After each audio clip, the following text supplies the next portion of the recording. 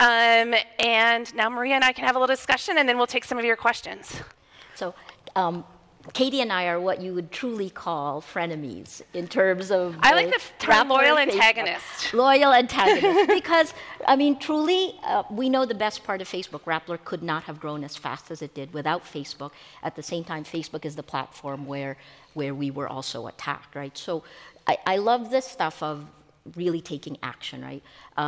But how do you ensure in the countries that are outside of the West that you can actually make sure elections run? Let's start with elections and then the others. Well, I think elections are, these issues that we talk about, false news or any disinformation, are issues that are happening all of the time.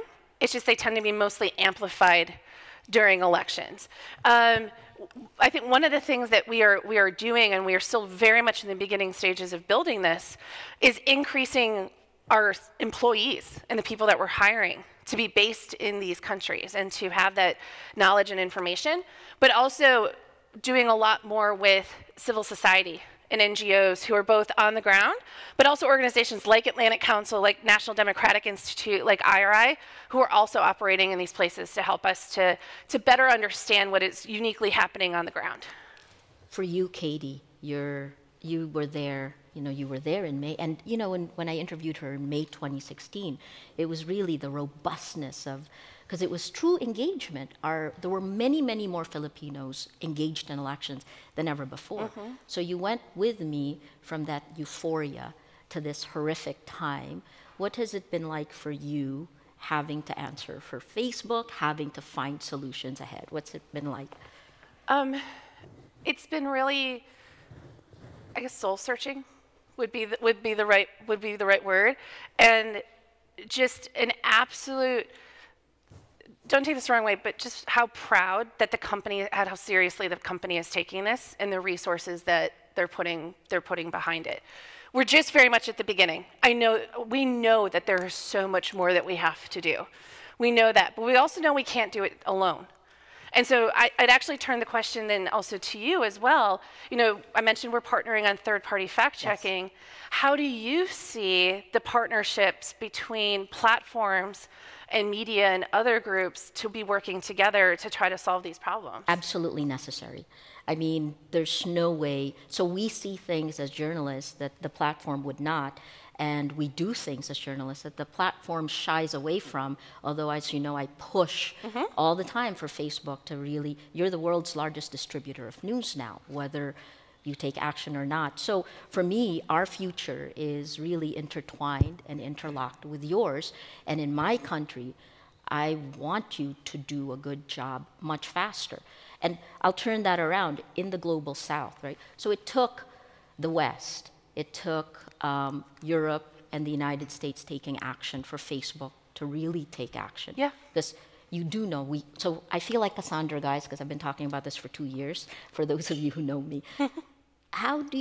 What will you do in the global South, where in our countries, Sri Lanka, Myanmar, Vietnam, the Philippines, if Facebook takes too long, it means someone dies? You're 100% right. And I think one of the things that I agree with you about the speed. I think one of the challenges that we are facing, though, is also the skill sets of the people we need to solve these problems. These are jobs and skill sets that have never existed before, and so it's not for lack of wanting, but also just in terms of being able to speed up that fast, which I think we are absolutely committed to doing, but I think also that's where the partnerships come in to play for people that are already on the ground. And we're not going to get it 100% right. This is, we've been talking about how we're kind of having to identify the problems and the solutions all at the same time, and keep working on that. So, this is going to be a long-term partnership, but one that we need to start finding solutions now. And we'll help. Questions from the audience? I don't know if they were put them up on the screen. Here we go. Which one do we want? Hi. Please. Alex here. Thanks for Alex. Hi, Maria. So thanks for the presentation. I have a couple of questions. One is, can you expand a bit on what these partnerships mean from the Facebook perspective? for both you and the partners? So do they have access to data, or how is the collaboration? The second one is about data and openness on the data in the platform. There is both private data and public data. Yep. What are the plans there, and any chance for the rest of the ecosystem to also help? Thank you. Absolutely. In terms of the partnerships, and Maria can speak to this too, at least for the third-party fact-checking ones, we give them access to a dashboard where they can go and they can see all the URLs that we think might be potentially hoaxes or false, and then they can take it from there in terms of doing their work. And then we're also partnering with the DFR lab. And so as they're doing monitoring in different places, they're flagging those things for our team. And we're really collaborating on trying to see what's happening on the internet and how we might be able to solve some of those problems. So one of the things that we're doing with Facebook is, in addition to their dashboard, we have our database, right? And we're working with other news groups to actually come in to try to scale it, much like we're doing bottom up right here in this one, and then kind of a top-down approach. And then as we find it, then it helps Facebook also find as we flag them, it helps them find the networks as well. Yep. And can I say, so, and it depresses that particular content in the network. I don't think that's something that all the partners have access to. But obviously, we still ask for more data. But we continue the conversation. And on the data part, we announced the formation of an election research commission to try to start thinking about, and they're completely independent. They're still kind of going through the paperwork and the process in which to do that, where we want to start thinking about what sort of data sets can we be providing researchers and others in order to study the impact that the platform actually has. We're starting with elections because we want to make sure we can do this in a way that is protecting people's privacy and that we're not giving away people's information in doing so. And so that's going to be a first step for us trying to get to a place where we can be providing more data to people. So actually, Katie, I think some of the fears of the researchers is that because you're reacting to GDPR or that the data that researchers need to figure out what's going on will be choked. Will we be able to have access to that? That's the plan with the Research Commission, is trying to find that way of being able to do that and find that balance between protecting people's privacy and protecting data, but at the same time providing the information that people need. Hi. Lady, please. Oh, there you are. To Katie. Are you tracking URLs across the platform, regardless of whether they're being distributed? I mean, a lot of disinformation is happening now in groups fostered by activists and right-wing parties and whatnot. Are you also tracking that information being shared not as an URL, but as a post, just in plain text or with images? And the second one is, how are how will you make sure that some of these guerrilla activists that use the report function to shut down pages that are critical aren't doing so? Yep. No, those are two great questions. On your first one, in terms of the reporting, it doesn't matter if somebody reports something one time or 500 times or 1,000 times. We review it the same.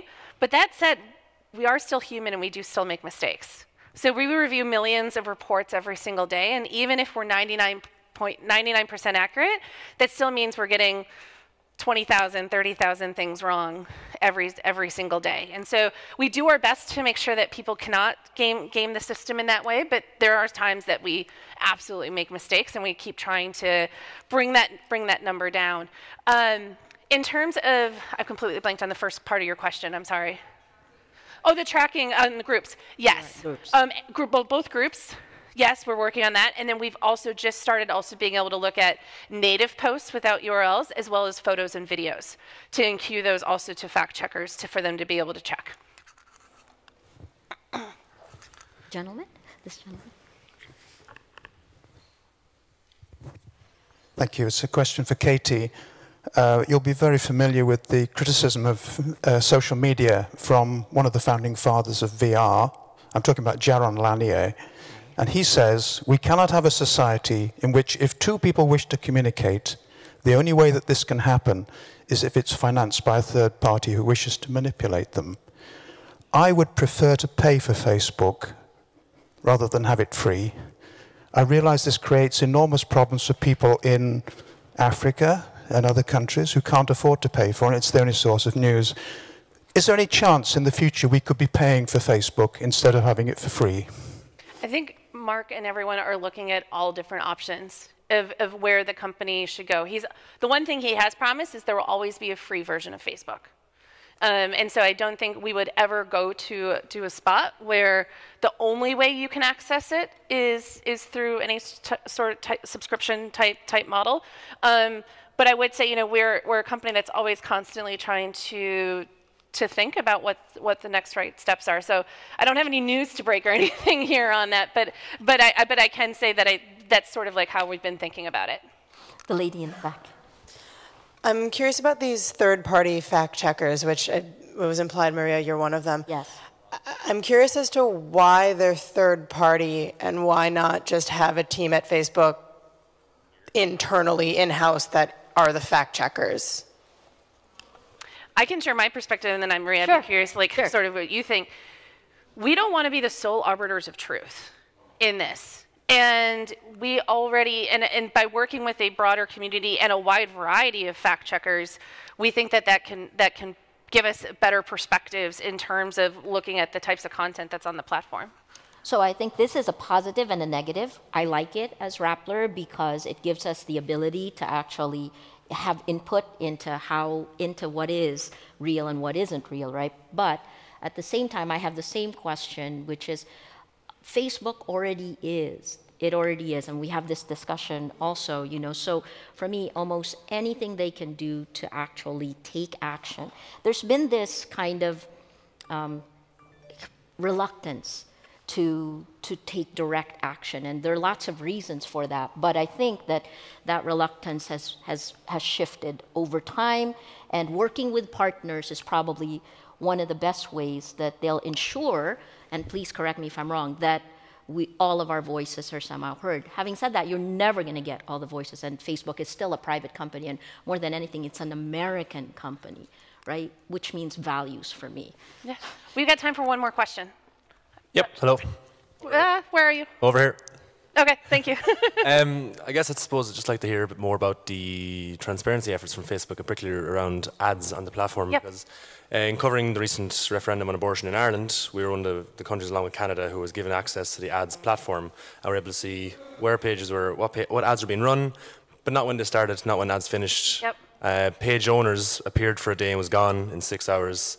So I guess, and even 2 weeks out from the election, Facebook said they were banning all foreign ads. And yet foreign ads were still running as we collected in databases. So I guess I'd just like to hear a bit more about how election ready and how transparently ready Facebook is. I think what that shows you, so we are not to the point yet where we have everything rolled out that we want to everywhere. And we face this in Ireland, we're facing this in Mexico right now.